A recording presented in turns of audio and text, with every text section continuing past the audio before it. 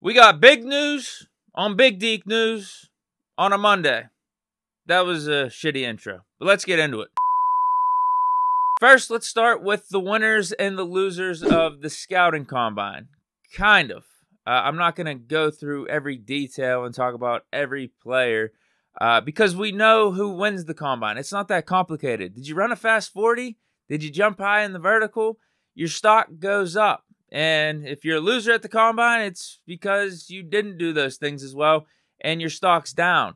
Should it matter like that? I don't think so. I feel like what you do on the field should matter more, but we can't argue that the combine does legitimately affect these dudes' draft stock. So what I'm going to do instead is just look at certain players that the Steelers are probably targeting for this upcoming draft and talk about whether or not their combine performances affect whether or not the Steelers will be able to draft them or where the Steelers may be able to draft them. So first, we got Darnell Washington, tight end out of Georgia. He did have a pretty good combine, ran a 4.64, which is nice for his size, 6'7" height, 264 pounds. He had a total 91 athleticism score according to NFL.com, which was the second amongst all tight ends. So why I bring Darnell up is because there are talks of the Steelers potentially adding a second tight end in this draft, depending on whether or not Zach Gentry comes back. And if we don't want to use high capital on someone like a Michael Mayer or a Dalton Kincaid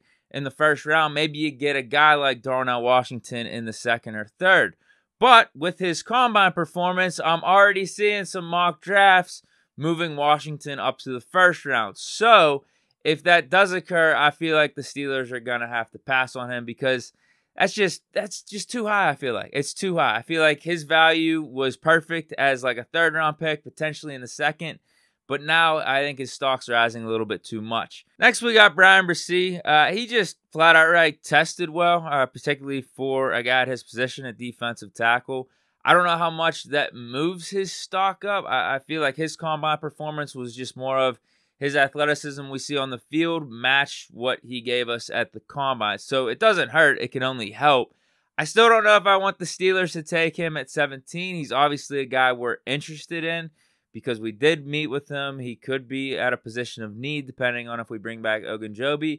But even aside from that, Cam Hayward, he is getting up there in age, and a defensive tackle that we select early on could be his heir apparent. Like I said, I don't know about 17. Maybe you could talk me into 32, but I feel like he's going to be a guy that we're looking at in the first round potentially. Now let's go to cornerbacks. Deonte Banks. He's been floated out there as a second-round prospect, but after this combine and after some of the highlights and some of the tape that's being brought up on him and floating around out there on social media, he might have found himself in the first round. 4.35 40, 42-inch vertical, and 11-foot 4-inch broad jump. I felt like Banks, if we were to pass on a cornerback in the first round, he could be a guy that we look at with... Now it might have to be our first second-round pick, but more of that second-round pick at 49. But now, yeah, I feel like his stock's going up. We may have to either get him at 32 or potentially even 17. Christian Gonzalez, another cornerback, he absolutely killed it. 4.38 40, 41.5-inch vert, 11-foot 1-inch broad jump. He may have got himself in the top 10, so if the Steelers want him, we may have to trade up now. Joey Porter Jr. did good. 4.46 40, 35-inch vert, 10-foot 9-inch on the broad jump. I feel like he had good numbers here, solid. I don't know how much that moved his draft stock up. Maybe that's just going to be the sweet spot for the Steelers in the first round. Maybe it was always meant to be if we're looking at cornerback. Joey Porter Jr. at 17 because he didn't wow you away like Christian Gonzalez with those numbers.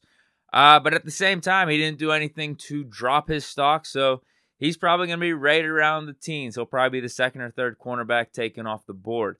And then at receiver, I've been talking about it all offseason. Jordan Addison, who did not do as well in the combine. If you had to say stock down, it might be him. He scored a 66 in the athleticism score. Ran a 4.49 40, 34-inch vert, and a 10-foot 2-inch broad jump. Pickett lied to us. He expected Addison to run like a 4.29 or like a 4.3.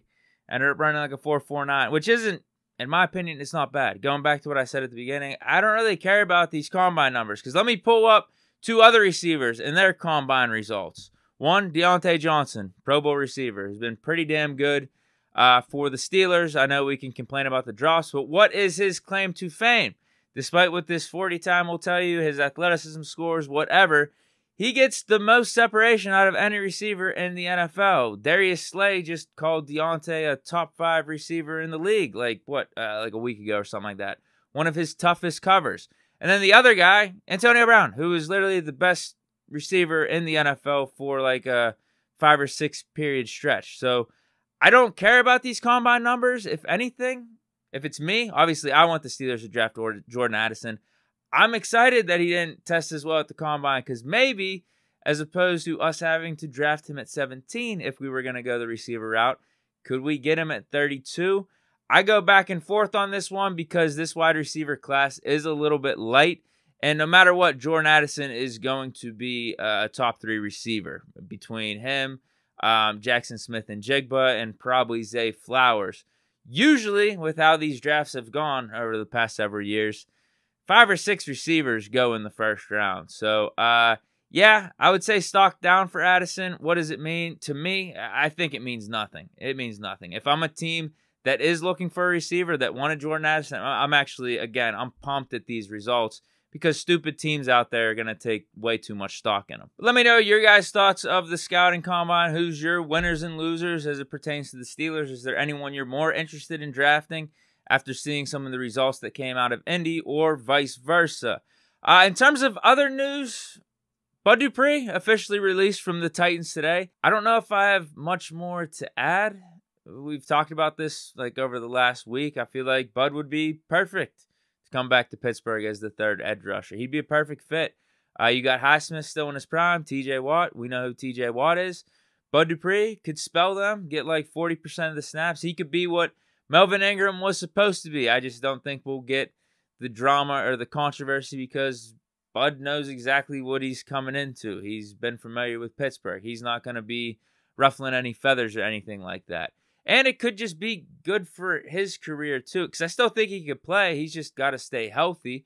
But right now, you got your money from Tennessee. Do you really need 100% of the snaps, 90% of the snaps? Why not come here? My analogy I used last week was he could be like a 6th man in the NBA, a Jamal Crawford, Lou Williams, spell TJ or Highsmith, whichever side of the line, go out there and just cook. You could still maybe get 8 or 9 sacks next year. And the impact will be felt. The impact will definitely be felt. So yeah, hopefully it does happen. Hopefully the number's right for both parties and Bud Dupree could get back in the Berg. But that's it for this edition of Big Deke News. Let me know your guys' thoughts again about the combine, and also if Bud Dupree back to the Berg is as likely as we're thinking right now. Stay chilling on a Monday. Peace.